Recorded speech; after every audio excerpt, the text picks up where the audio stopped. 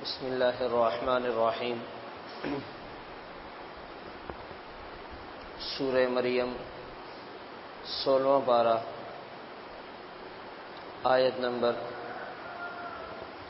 73 سے لے کر 76 تک کا ترجمہ یہ ہے: وَإِذَا تُتْلَى عَلَيْهِمْ آیاتنا بینات، جب ان کے سامنے ہماری واضح آیات کی تلاوت کی جاتی ہے تو کافر لوگ ایمان والوں سے کہتے ہیں ای الفریقین خیر مقاما، ہم دونوں جماعتوں میں سے کون سی جماعت مقام کے اعتبار سے بہتر ہے، وَأَحْسَنُ نَدِيًّا، اور مجلس اور سوسائٹی کے اعتبار سے خوبصورت ہے، وَكَمْ أَهْلَكْنَا قَبْلَهُمْ مِنْ قَرْنٍ، ہم نے ان سے پہلے کتنے لوگوں کو ہلاک کر ڈالا، ہم أَحْسَنُ أَثَاثًا وَرِئْيًا، جو ساز و سامان میں بھی اچھے تھے اور نمود اور نمائش میں بھی اچھے تھے۔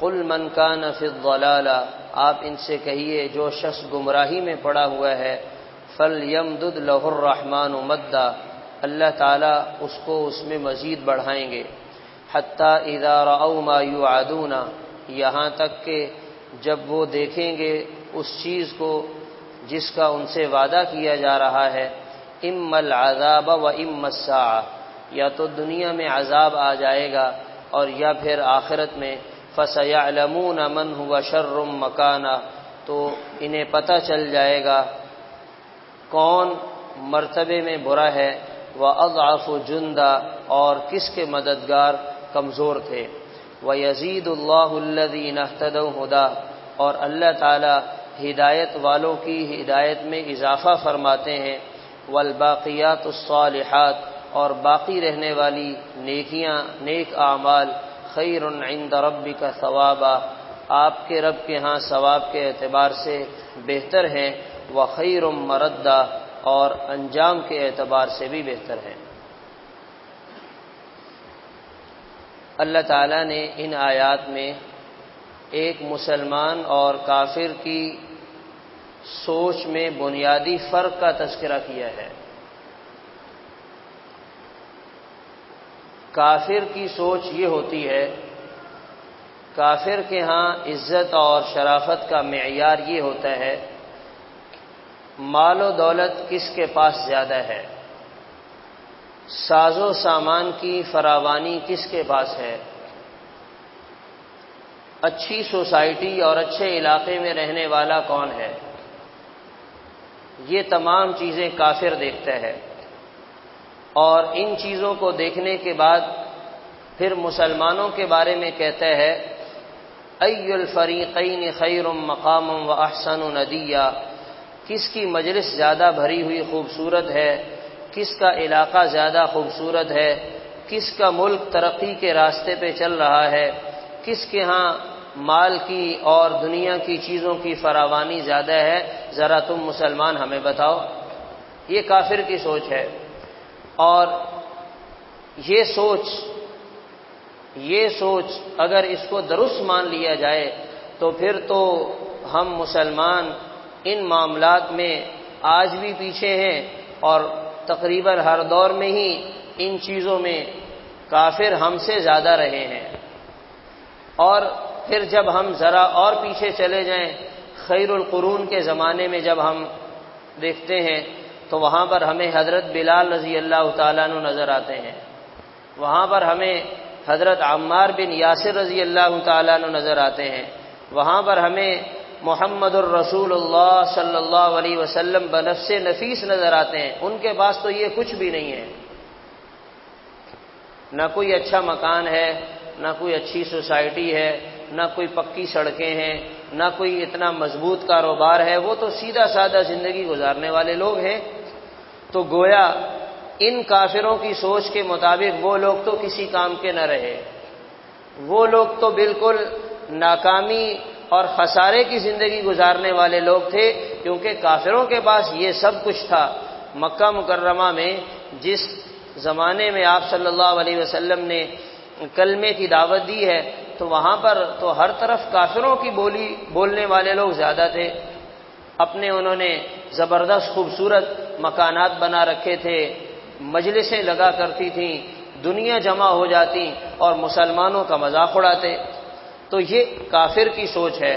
اللہ تعالیٰ نے کافروں کی اس سوچ کے جواب میں یہ جملہ فرمایا، اے کافروں، اے ساز و سامان پر ناز کرنے والوں، ہم تمہیں بتاتے ہیں تمہارے پاس تو دنیا کا اتنا کچھ بھی نہیں ہے، ہم نے تم سے پہلے تم سے زیادہ مال و دولت رکھنے والوں کو ہلاک کر ڈالا.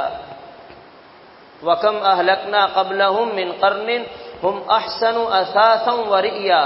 جن کے پاس مال و دولت زیادہ، جن کے پاس دنیا کی چیزیں زیادہ، مگر ہم فرما رہے ہیں کہ ہم نے ان کو ہلاک کر دیا.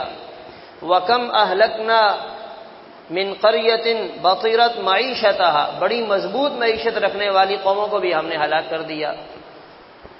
اور بدقسمتی سے آج کے اس ترقی یافتہ دور میں چونکہ کفر کا غلبہ ہے اور کافروں کی تعلیم اور ان کے نظام تعلیم کا غلبہ ہے، تو جو کافر سوچ رہا ہے وہی سوچ مسلمان معاشرے میں بھی پیدا ہو گئی.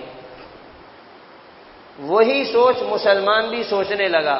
اور غیرت، عزت، شرم و حیا، ایمان اور تقوی آج کے دور میں اس کی ویلیو نہیں ہے. رشتہ کرنے ہیں کس بنیاد پر؟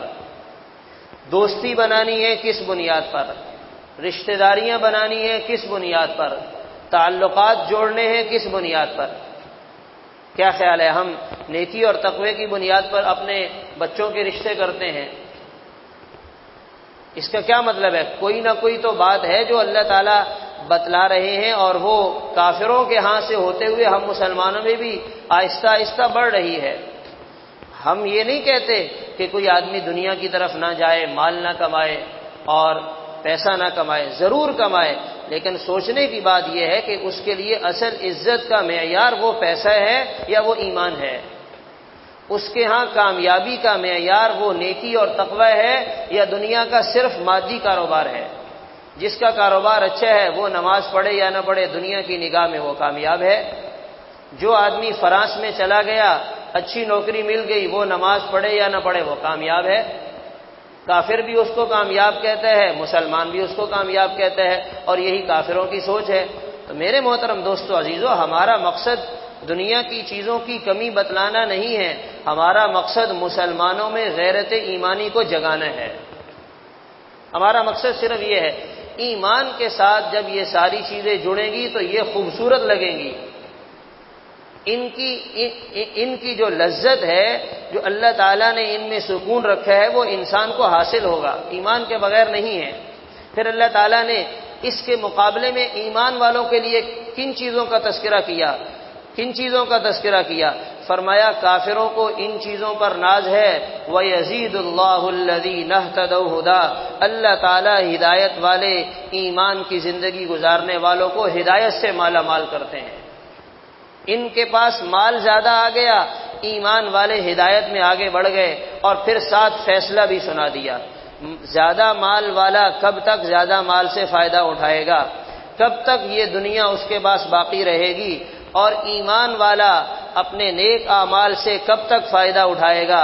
والباقیات الصالحات خیر عند ربک ثوابا وخیر مردا.